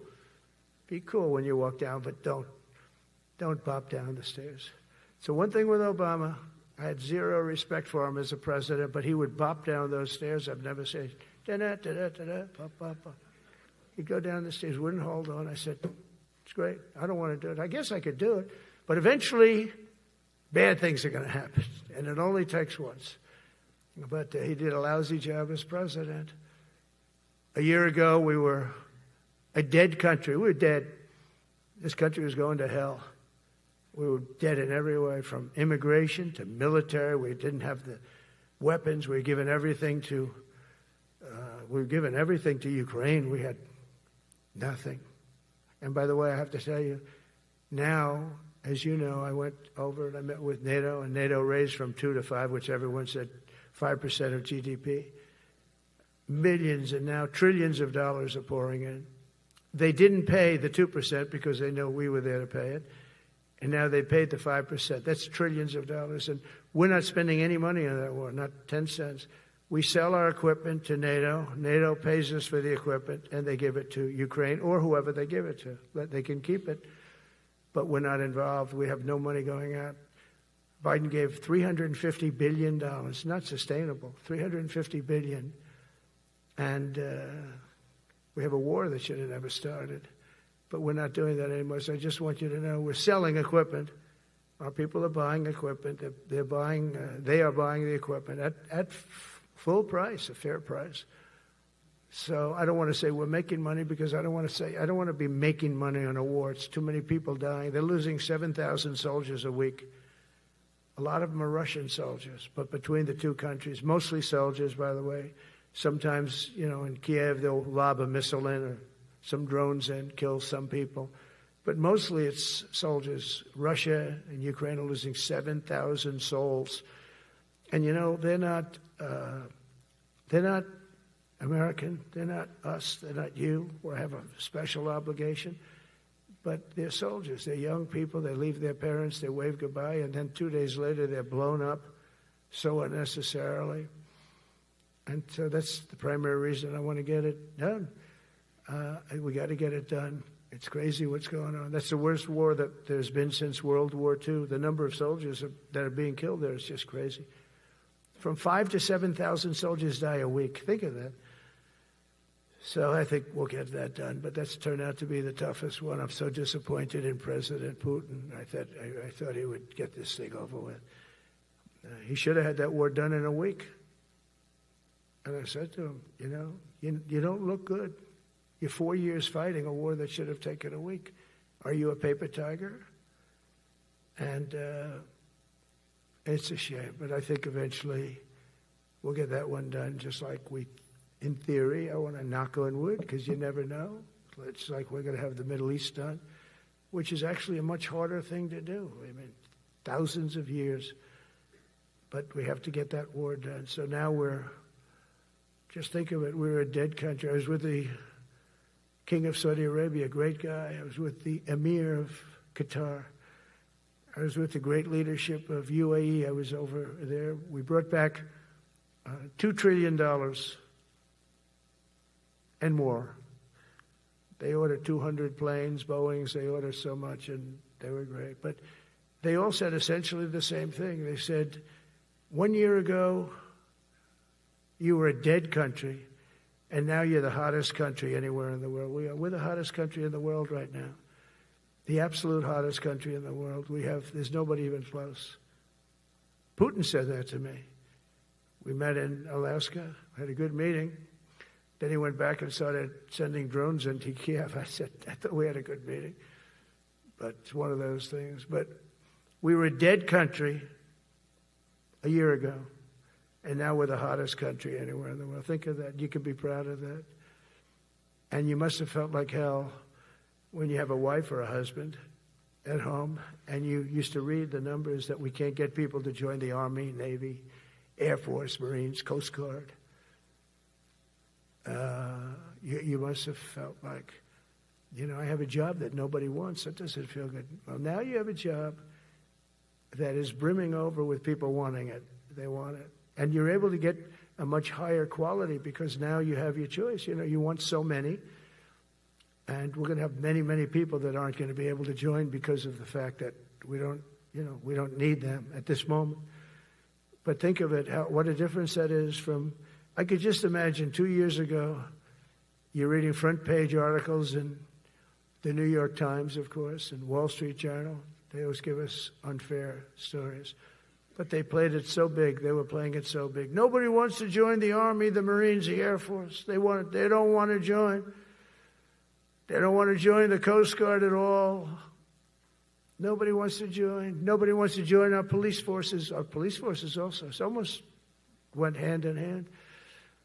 And I used to say, boy, I'm speaking in front of the military today, and it's embarrassing because I'm speaking in front of people who have a job that other people don't want, but now you have a job that everybody wants. So I think that has to make you feel good. It's one of the reasons I love being here today, because I wanted to say that. I have to say that everybody wants to be in the Army, the Navy, the Air Force, the Marines. If you think the Coast Guard and Space Force, our beautiful Space Force, it's a whole different world. And now they're signing up, by the way, seriously big numbers for the police. Dangerous job, isn't it? Huh? Fire department. But that's the paving the way for progress once thought almost impossible. I mean, a year ago, you wouldn't have thought that was possible. A year ago, they were talking about making the military smaller because they can't get the people to join. We're thinking about making it larger because we have so many people. And it's nice to be able to cut people because of merit that aren't really qualified for any reason, a physical reason, a mental reason. You don't have to take them anymore because you have the pick of the litter, and they all want to be with you. They all want your job. They want to be with you. They want to work with you. They'll even take your job, Got to be a little bit sharp. You got to watch it. But everybody wants to be doing what you're doing now. What a difference when I speak to you, and I can say that as opposed to a couple of years ago when I was talking to rooms where they were desperate to get people and they couldn't get them. What a difference a presidential election can make. That's all it is. It's just a presidential election. Yesterday at the White House, we put forward a plan for peace in Gaza. We announced it, and we're going to create something that was my idea, but unfortunately I got drafted. It's going to be called the Board of Peace, and it's going to reign over that territory, and we're going to get that done. And they asked if I'd be the chairman of the Board of Peace. I wasn't counting on that. I had the idea for the Board of Peace. But I said yes, and I guess because of that, every leader, everybody wants to be on the board of peace. And we're going to watch over that very volatile part of the world and keep it non-volatile so you don't have to get involved. We want to save you for other things or save you for nothing from that standpoint. We don't want you fighting wars, but if you have to, you're the most lethal fighting force in the world. And I would say that even 2-3 years ago, but now I say it with great enthusiasm. It's so true. And we're striving tirelessly to end the terrible war in Ukraine. And as you know, we're also working hard to get the allies to share more of the burden of our defense. Much of that has really already taken place. But all NATO members have committed to the increase that I talked about. Think of that. That was unthinkable. It used to be 1%, then we got it up to 2% in my last term. And they did not like it. And now I got it to 5%, and I get along great with all of them. In fact, they call me the president of NATO. I said, I don't think so. But they're great. They're great people, and they're spending a lot of money, and a lot of money that they should have been spending in the past. But I think Putin was a wake-up call for them, really. We're now selling large quantities of American-made weapons to NATO, and we're getting really fair pricing. We're making a lot of money. It's my hope that from Europe to Asia to the Middle East, our allies will make similar commitments to increase their military capabilities. And this will greatly strengthen our alliances, and also it will make war far less likely. You know, if you're a strong presence like we are such a strong presence now. And I go around bragging about that. I've said, we have the strongest military anywhere in the world. I say it. You never heard Biden say that. You never heard him say anything. But you never heard him say, did you ever hear him say, we have the strongest military? He doesn't say that. I say it. We have the strongest military anywhere in the world. We have great leadership. And I'll tell you, Pete and General Kane, all of the people that I've met that have been lifted up in rank. And we got many of them out of here, too. I'll be honest with you. Didn't like doing it, but we got many of you out of here because we weren't satisfied. We know everything about everybody. It'll also help the United States rapidly rebuild our defense industrial base. Each of you can play an important part in getting allies to do their part. So to that end, Secretary Hegseth will soon be announcing major reforms to streamline military acquisitions and expedite foreign military sales. We have tremendous numbers of countries that want to buy our equipment, and, you know, in many cases it takes too long. They have backlogged. We're backlogged on all the equipment, which is something that's new to us a little bit. And I told those companies, you better get your ass going because we're selling you a lot of equipment. We're getting countries to buy your equipment. You got to produce the equipment. Some of the countries, I'm not going to mention, but some of the countries are buying a lot. And that's a good thing. They're on our side 95%. I'll never say 100% because it can always turn, right? You know about that. But they're on our side. The problem is we have to get the companies that make this equipment. And we make the best equipment in the world, but they got to make it faster. We have orders for the F-35. We have orders for everything. The new F-47. We have orders for everything. They got to make it faster. A lot faster. Ammunition they have to make faster. In the coming months, we'll be making even more historic announcements to fully embrace the identity of the Department of War. I love the name. I think it's so great. I think it stops wars. The Department of War is going to stop wars. If we are as ruthless and relentless as our enemies, the United States Armed Forces will be totally unmatched in the future. We have a group of enemies that are very ruthless and very smart, but they can't match us. They can't match us. They don't even come close to matching us. Again, you know, it's very important for me to say we are the greatest military in the world, but we make the best equipment in the world. I watched our anti-missile missiles. I watched our Patriots just knock things out like a needle, hitting another needle on the stage. There's a needle up there, and you send another needle up, and it hits it every time. During the war, we went 14 for 14. We had 14, this is where they ran, we had 14 missiles coming at us. All 14 were knocked out of the sky, every one of them. We make the best equipment. From Sparta to Rome, to the British Empire, to the United States of America, history has shown that military supremacy has never been simply a matter of money or manpower. At the end of the day, it is the culture, spirit of our military that truly sets us apart from any other nation. Our ultimate strength will always come from the fierce people and those brilliant people with such pride and the unbending will and the traditions of excellence that have made us the most unstoppable force ever to walk the face of the earth. And that's what we are. Remember, we never want to use it, but we have the most powerful nuclear capability, and I call it nuclear deterrent of any other country. Nobody close. The men and women in this room inherit the legacy built and won by Washington and Jackson, Grant and Pershing, Eisenhower and Patton, Nimitz and LeMay. We carry forward the majestic military heritage passed down from father to son, soldier to soldier, and one generation of warriors to the next. You are warriors, you know that, right? You're great warriors, or you wouldn't be in this room. You're the best of the best.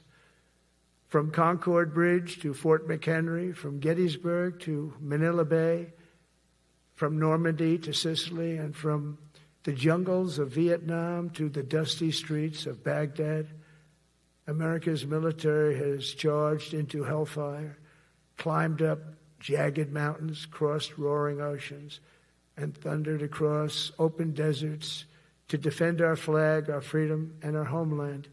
Nobody does it like you. Now we are discovering American muscle, reasserting American might, and beginning the next story chapter in American military legends and lore. That's L-O-R-E. It is lore. When it comes to defending our way of life, nothing will slow us. No enemy will stop us. They cannot stop us. And no adversary will stand in our way. They won't stand in our way. We don't want them to stand in our way. We don't want to even put them in that position, but they're not going to stand in our way ever again. You'll never see 4 years like we had with Biden and that group of incompetent people that ran this country that should have never been there. Because we are the United States military, the best, the boldest, the bravest that the world has ever seen, that the world has ever known. With leaders like we have right here in this beautiful room today, we will vanquish every danger and crush every threat to our freedom in every generation to come, because we will fight, fight, fight, and we will win, win, win. I want to just thank you once again, and God bless the United States military, and God bless America. God bless you all. Thank you very much. Thank you.